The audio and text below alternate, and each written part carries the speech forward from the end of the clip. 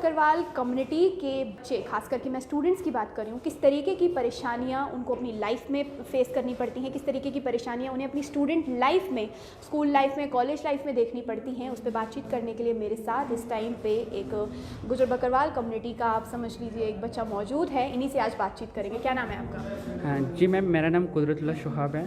मुझे बताएं कि शुरुआत से ही बात करेंगे, शुरुआती तौर से ही किस तरीके की परेशानियां जो हैं आप अपनी ज़िंदगी में जो आपने अभी तक फेस की हैं, कुछ उसके बारे में बताएं। जी मैम, हमारा जो एक कबीला है, जो हम एक ट्राइब से आते हैं, जो हमारा एसटी ट्राइब्स है, उसमें मैम हमें शुरुआती दिनों से ही हमें बहुत ज़्यादा परेशानियों का सामना करना पड़ता है, जिसकी वजह से हमें हर तरह की परेशानियाँ होती हैं। जैसे कि हमारा जो रहना सहना है वो फार फ्लंग एरिया में है, जहाँ तक कोई भी कनेक्टिविटी रोड की नहीं होती है, जहाँ तक हमारे पास प्रॉपर तरीके से एजुकेशन सिस्टम नहीं होता है। आज भी हमारे पास जो हमारे नोमैड्स लोग हैं, हमारे जो ज़्यादातर लोग हैं, वो एक जगह से दूसरी जगह माइग्रेट करते हैं, जो कि सीजनल मतलब एक जगह से, जैसे मतलब 6 महीने यहाँ रह गए और 6 महीने के बाद वो अपने डोगों बैकों में किसी दूसरी जगह शिफ्ट हो जाते हैं।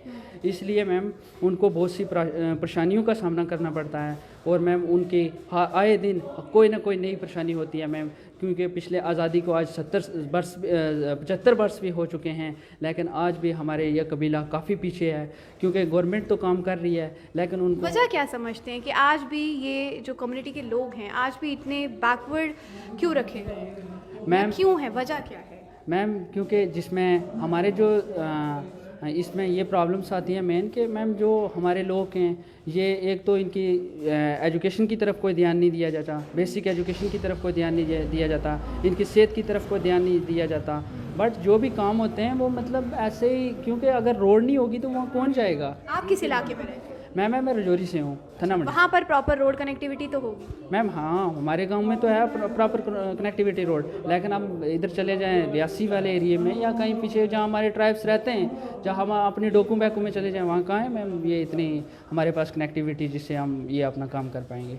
मतलब हम ये अपनी परेशानियाँ नहीं आएंगी तो फिर क्या होगा। जहाँ हमारे पास आई ये प्रॉब्लम्स ही यही हैं कि हम आए दिन किसी न किसी नई प्रॉब्लम को फेस कर रहे हैं। जैसे कि मैम देखते हैं कि कभी ना कभी कोई ना कोई ऐसा मामला ट्राइब के साथ होता है, कभी उनको फॉरेस्ट लैंड पे पहले था, लेकिन अब वो भी गवर्नमेंट ने क्लियर कर दिया कि ये अगर जंगलातों पे रह रहे हैं इनको हकूक़ दिए जाए, इसलिए उनको भी हकूक़ मतलब जंगलात के रिसेंटली गवर्नमेंट ने 2019 में दिए हैं। हम गवर्नमेंट का शुक्रिया भी अदा करते हैं इस बात में कि पहले उनके साथ ये पता ही नहीं था कि इनके वो ज़मीन किस पे है।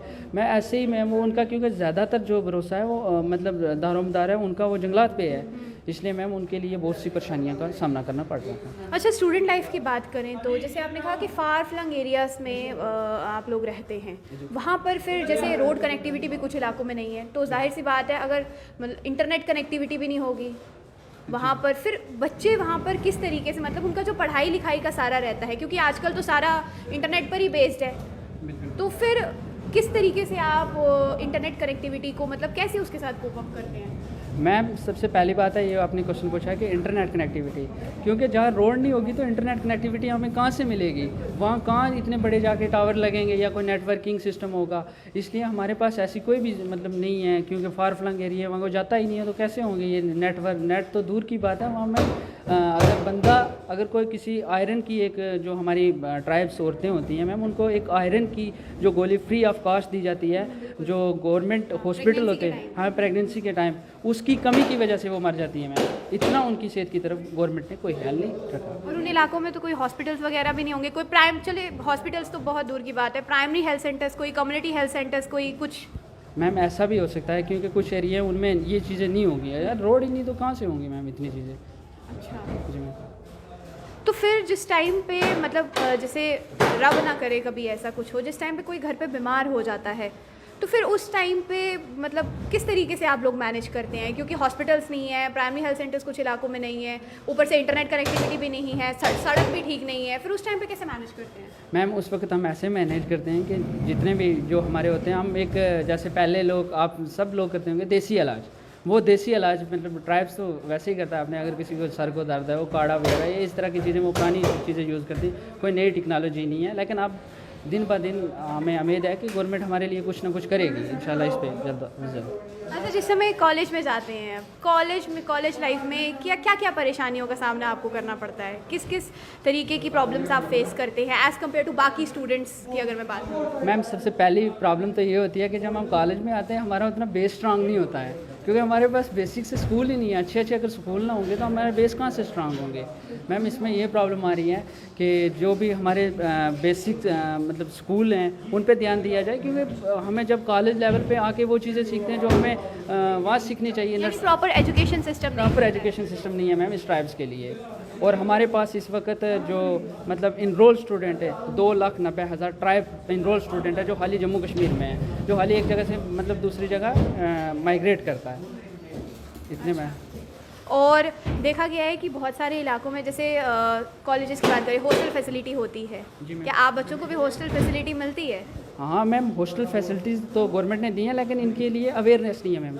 मेन प्रॉब्लम ये आ रही है कि मुझे भी यहाँ के जम्मू पता लगा है, ये 1974 से हमारे हॉस्टल खुले हैं कि जो ये हमारा पीजी हॉस्टल है, तो ये तो 2013 में खोला गया। 1974 से इन हॉस्टलों की, लेकिन मुझे नहीं आज तक पता कि इन हॉस्टलों में कैसे लिए जाते हैं बच्चे, ये कि फ्री ऑफ कॉस्ट हैं।